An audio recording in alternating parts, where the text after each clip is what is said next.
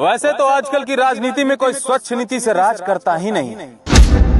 सभी एक ही सिक्के के दो पहलू हैं, एक ही थैली के चट्टे बट्टे हैं, और इसीलिए किसी भी राजनीतिक पार्टी और उससे जुड़े लोगों पर मुझे टिप्पणी करने का जी नहीं करता। लेकिन फिर भी अपने सत्ता की हनक से और अपने रसूख के दम पर जब भी कोई संवैधानिक एवं मानवीय मूल्यों का हनन करने पर उतारू हो जाता है, तब बोलना लाजमी हो जाता है। कुछ दिनों पहले यानी कि 11 मार्च को जाप प्रमुख पप्पू यादव जी को गिरफ्तार कर लिया जाता है। ये कृत्य जितना निंदनीय है उतना ही अशोभनीय भी है। इसने बिहार की सियासत पर एक ऐसा काला धब्बा लगा दिया है, इसे मिटाना, इसे धोना नामुमकिन सा हो गया। और इस कृत्य का जिम्मेवार बस एक व्यक्ति है। इसकी जिम्मेदारी सिर्फ एक व्यक्ति को जाती है, आपको। जी हाँ, आपको श्री नीतीश कुमार जी, आपको। हर राजनीतिक पार्टी और उससे जुड़े लोगों की तरह ही मैं पप्पू यादव का भी कभी समर्थक नहीं रहा, ना ही मेरी उनसे कोई वैचारिक समानता रही। लेकिन उन पर यह जुल्म जिस जुर्म के लिए हो रहा है ना, वो अशोभनीय है, अमानवीय है, यह कहने में मुझे कोई हर्ज नहीं। वैसे यहाँ बात केवल पप्पू यादव की नहीं है, ना ही मैं सिर्फ उनके लिए बोलने आया हूँ, बल्कि मैं उस सोच के खिलाफ बोलने आया हूँ जो अपने खिलाफ उठने वाली हर आवाज को कुचल देना चाहता है। मैं उस सत्ताधारी और उस तानाशाही रवैये पर बोलने आया हूँ जो अपने बेईमान सत्ताधीशों के खिलाफ उठते हुए आवाज को कुचल देना चाहता है।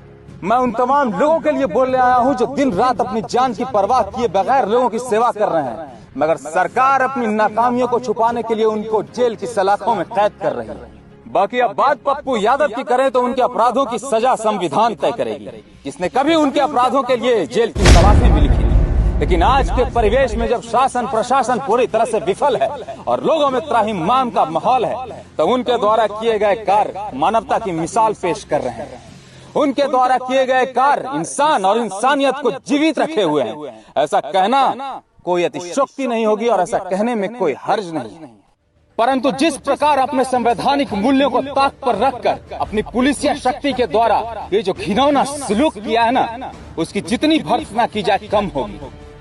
आपने मानवीय मूल्यों पर जो चोट की है ना, उसकी चोट भारतीय लोकतंत्र को लगी है, उसकी चोट भारतीय संस्कृति को लगी है, जिसने सेवा करने वालों को सबसे ऊपर रखा था।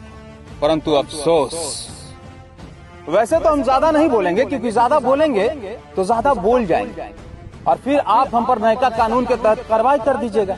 इसीलिए नीतीश कुमार जी, नीतीश कुमार जी,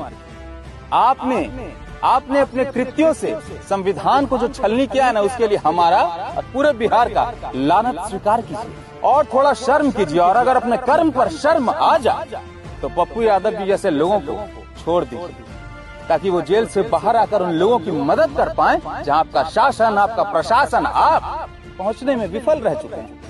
क्योंकि वो बाहर आएंगे तो लोगों को खाना मिलेगा, पानी मिलेगा, एक उम्मीद मिलेगी, जिसे आपने और आपकी सरकार ने आज छीन लिया। और चलते चलते फिर से एक बार, हे मुख्यमंत्री महोदय जी, हमारा लानत भरा प्रणाम स्वीकार करिए।